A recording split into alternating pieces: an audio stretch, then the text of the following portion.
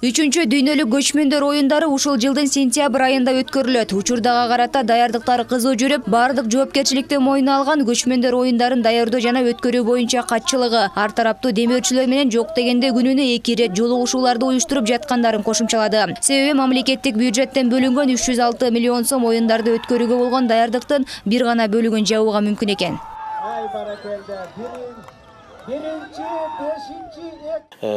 Бул көчмөндөр оюндарын даярдыктарынын биринчи эле суроолору бул демөөрчүлөрдү издөө.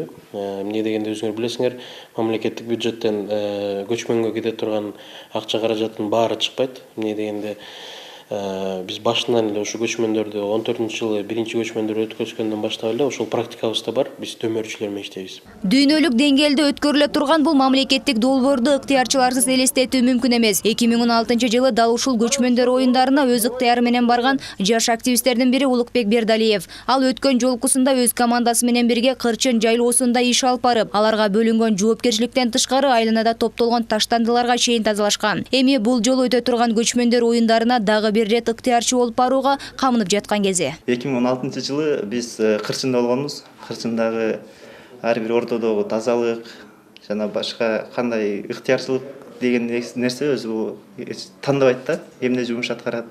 Ошол жерде мусор тересиңби, же болбосо котормочу болуп кетесиңби, бул ыктыярчы болуп баргандан кийин ал жерде эч кандай жумуш тандабайсың. Болгону сен ошол жерде эң мыкты деңгээлде өтүшүн көзөмөлдөп турушуң керек.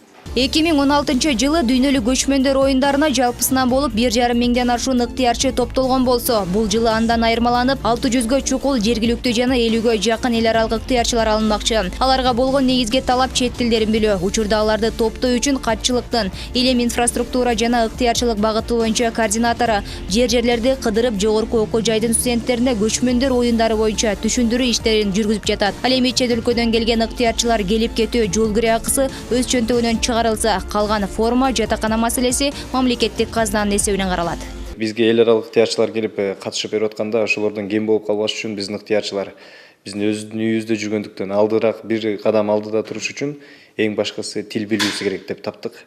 Бизге бир гана түрлүү ыктыярчылар керек. Бул ыктыярчы жардамчы. Биздин келген конокторубуз болобу, спортчуларыбыз болобу, ким болбосун, баардыгын тең ушул жол көрсөтүп бере алган, буту болуп бере алган, гидтик кызматты аткарып бере алган ушул ыктыярчылык, ушундай бир ыктыярчыларды тандап жатабыз. Андан башка эми жоопкерчиликте болуш керек, жана башка командалык жумушту алып барыш керек.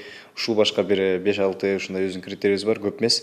Эң башкысы сөз тилдөө чет тилин билиш керек. Эске сала кетчү жагда иш чаранын ачылыш аземи Чолпон Ата шаарында ипподромдо өтүп, Мелдеш улуттук спорттун 36 түрү боюнча өтөт. Ага дүйнөнүн 80ден ашык өлкөсүнөн 3000 тегерегиндеги спортчу катышат. Иш чараны чагылдыруу үчүн 50 өлкөдөн 500гө жакын жалпыга маалымдоо каражаттарынын өкүлдөрүн чакыруу мерчемделүүдө.